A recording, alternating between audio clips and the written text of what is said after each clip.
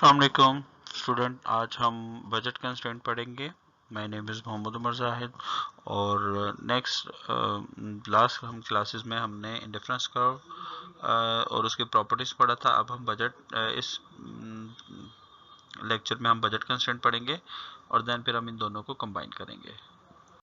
हाँ, budget set और budget constraint जब दो या दो से ज़्यादा चीज़ें होती हैं, एक से ज़्यादा चीज़ होती है, तो अब हम इनकम को एक से ज़्यादा चीज़ पे कंज्यूम करेंगे तो हमारे पास डिफरेंट किस्म के सेट्स बन सकते हैं। जैसे हम एक एक्स की x1 x2 यहाँ पे ले रहे हैं, तो x1 x2 के हम मुख्तलिफ कम्बिनेशन को ख़रीद सकते हैं। ये जो कम्बिनेशन बनते हैं इनको हम बजट सेट कहते हैं या बजट कंस्ट्रेंट कहते हैं। तो बजट सेट या बजट कंस्ट्रेंट जो होते हैं वो एक या एक से ज़्यादा कॉम्बिनेशंस पर एक से ज़्यादा चीज़ों को ख़रीदने पर बन सकते हैं। ठीक है, जैसे इसमें देखें, इस बजट सेट में अगर आपने पूरी की पूरी इनकम खर्च कर देंगे एक एक्स कमोडिटी पे, तो हम मैक्सिमम एक्स इतना खरीद सकते हैं। अगर हम सारी की सारी कमोडिटी इनकम x2 पर खर्च कर देंगे तो हम मैक्सिमम एक्स इतना खरीद सकते हैं। अगर हम इन दोनों पॉइंट्स को कंबाइन कर देते हैं तो हमारे पास एक कर्व बनती है जिसे हम बजट कंस्ट्रेंट कहते हैं। ठीक है, बजट कंस्ट्रेंट का मतलब ये होता है कि it is the border line on which consumer consume all of his income the inside the border line. इसके ऊपर जो भी पॉइंट होगा वो अफोर्डेबल होगा, यानी हम इसके ऊपर पूरी की पूरी इनकम खर्च कर रहे होंगे। जो भी पॉइंट इससे बाहर की साइड पर होगा वो अफोर्डेबल नहीं होगा, और जो भी पॉइंट इसके अंदर की तरफ होगा, जो भी पॉइंट इसके नीचे की तरफ होगा, बजट लाइन के अंदर होगा, वो अफोर्डेबल होगा। यानी जो भी point on the budget line होगा अफोर्डेबल होगा, outside the budget line not affordable, inside the budget line also affordable. तो हम ये कह सकते हैं कि जो भी बजट लाइन के अंदर जितने भी सेट्स बनते हैं that is called budget set.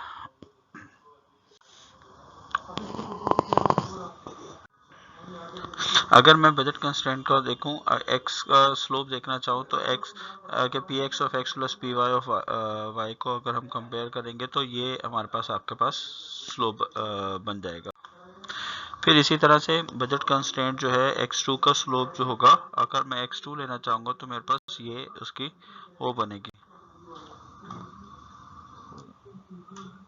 ठीक है, तो अगर सिंपली मैं स्लोप को देखना चाहूँ तो एक x बढ़ाने के लिए जो मैं x2 छोड़ता हूँ, x1 का एक यूनिट बढ़ाने के लिए जो x2 का यूनिट छोड़ता हूँ वो जो होगा माइनस p1/p2 होगा। ठीक है, that is the opportunity cost of one commodity of one unit which I have to forgo to get the other commodity unit. इसी तरह अगर मैं एक x2 का यूनिट बढ़ाना चाहूँगा तो उसके बदले में x1 के कितने यूनिट छोड़ना पड़ेंगे, चाहे वो एक भी हो सकता है, एक से ज़्यादा भी हो सकते हैं। तो वो जो स्लोप होगा वो जो रेट होगा that is called the slope of budget line.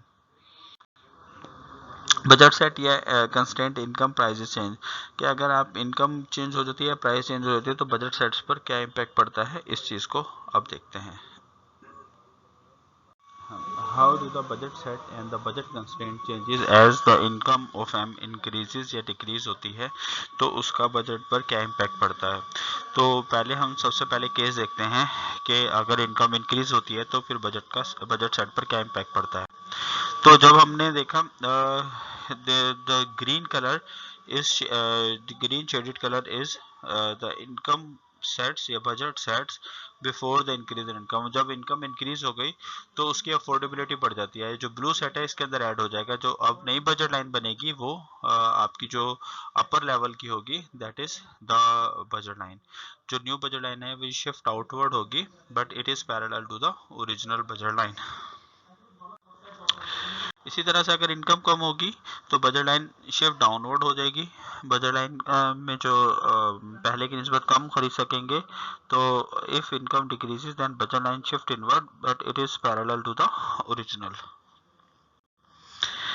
So the budget constraint में इनकम चेंजेस के साथ क्या होगा कि अगर इनकम शिफ्ट हो जाती है constraint outward, budget constraint outward parallel to the original हो जाती है, और अगर इनकम जो है वो डिक्रीज हो जाती है then budget line shift inward parallel to the original. अगर प्राइस में कोई चेंजेस आता है देन फिर उसका बजट लाइन पर क्या इम्पैक्ट होता है।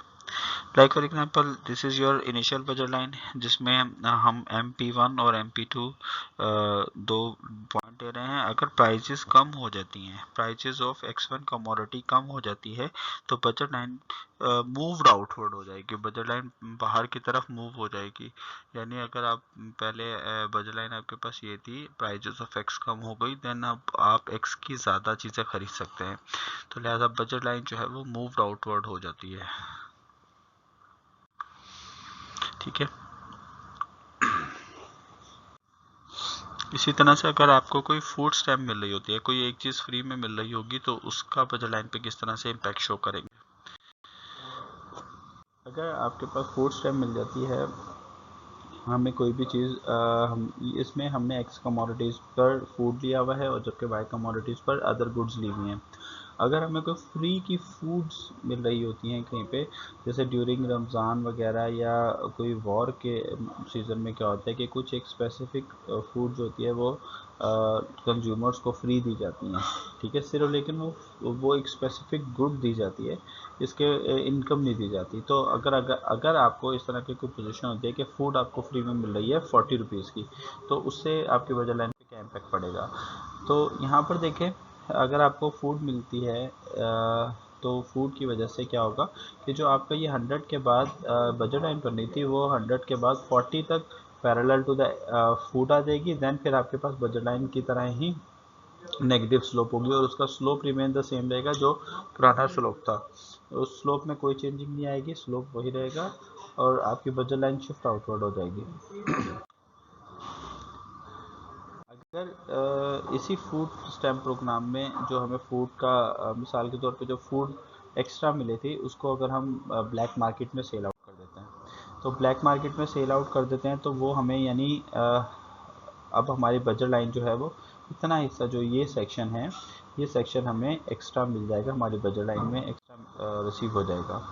तो अगर हमें इनकम मिलती तो हम बजट लाइन इस तरह शिफ्ट होती, ब्लैक मार्केटिंग में कर वो हम फूड सेल आउट कर देते तो इस तरह से आपकी बजट लाइन बन जाएगी। अदरवाइज हमारी बजट लाइन जो है वो कर्व किंग्ड बनेगी, जैसे पहले ये हॉरिजॉन्टल होगी, देन फिर ये नेगेटिव स्लोप होगा। फिर इसी तरह से अगर शेप आ जाए कि अगर आपको कुछ कंजम्पशन के बाद आपको डिस्काउंट मिले किसी भी चीज़ की प्राइस में, जैसे फॉर एग्जांपल आजकल शूज़ वगैरह पे डिस्काउंट चल रहा है या क्लॉथ्स पे डिस्काउंट चल रहा है, तो after the consumption of 20 units अगर आपको 50% डिस्काउंट मिल रहा होता है, तो 20 यूनिट्स के बाद 30 यूनिट हम परचेज़ कर रहे थे और अब क्योंकि 50% डिस्काउंट है, तो लिहाजा इस 20 यूनिट खरीदने के बाद हम जो भी कुछ खरीदेंगे वो पहले से डबल आएगा, यानी 80 यूनिट आएंगे। तो 20 के बाद हम एडिशन 30 करते, लेकिन क्योंकि वो प्राइस 50% डिस्काउंट पे चल रही थी, तो लिहाजा हम मैक्सिमम 80 यूनिट खरीद सकेंगे। तो अब इस नई सूरत हाल में जो आपका बजट लाइन बनेगी वो कुछ इस तरह से बनेगी। ठीक है, ये आपकी बजट लाइन बन गई है। अब वो पहले तो बिल्कुल लीनियर थी, लेकिन अब यहाँ से कर्व हो गया है उसका। देन ये आपका अब करंट बजट सेट जो है वो ये वाला होगा। ठीक है, इस बजट सेट में क्या होगा कि इनिशियली यहाँ से यहाँ तक हम उसके पैरेलल चल रहे हैं, यहाँ पर हम कर्व हो जाती है। इसी तरह से अगर आपको कोई शेप में कोई फाइन हो जाता है या कोई चीज़ें महंगी हो जाती हैं, जैसे इलेक्ट्रिसिटी हो गया या गैस हो गया, वो कुछ अरसे के कुछ पॉइंट्स के बाद 300 यूनिट्स के बाद एक्सपेंसिव हो जाती हैं, तो उसकी बजट लाइन जो है वो स्टीपर हो जाएगी, यहाँ से स्टीपर हो जाएगी, क्योंकि हम उसके बदले में दूसरी कमोडिटी कम खरीद पाएंगे। Thank you for your patience. Next class में हम बजट लाइन को और इंडिफरेंस कर्व को कंबाइन करके कंज्यूमर इक्विलिब्रियम पढ़ेंगे इंशाल्लाह। जब तक के लिए इजाज़त दीजिए, अल्लाह हाफिज़।